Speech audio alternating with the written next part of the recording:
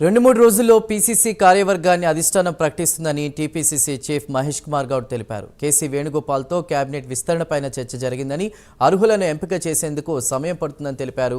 అధిష్టాన పెద్దల్ని రాష్ట్రానికి రావాల్సిందిగా ఆహ్వానించామని, త్వరలో రాహుల్ గాంధీ రాష్ట్రానికి వస్తారని అన్నారు.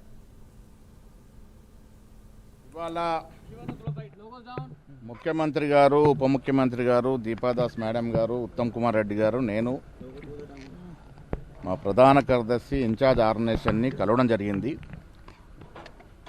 తెలంగాణ రాష్ట్రంలో ప్రభుత్వం తీసుకున్నటువంటి విప్లవాత్మక నిర్ణయం కాస్ట్ సెన్సస్ కులగణన మీద, అదేవిధంగా ఎస్సీ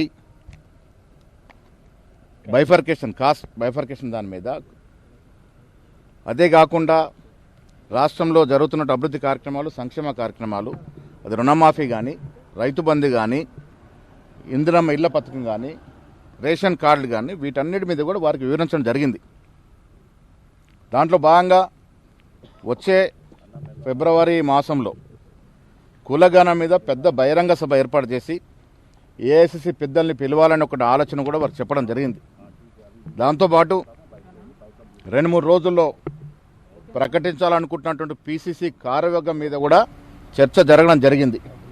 ఇవన్నీ విషయాలు కూడా ఏఐసిసి అధ్యక్షులు ఖర్గే గారికి, అదేవిధంగా రాహుల్ గాంధీ గారికి వివరించి సరైన సమయంలో హైదరాబాద్ రాష్ట్రంలో, తెలంగాణ రాష్ట్రంలో జరపతలపెట్టిన పెద్ద బహిరంగ సభకి వారిని ఆహ్వానించుకునే విధంగా తెలియాల్సిందిగా కూడా కేసీ వేణుగోపాల్ని కోరడం జరిగింది. ఇవాళ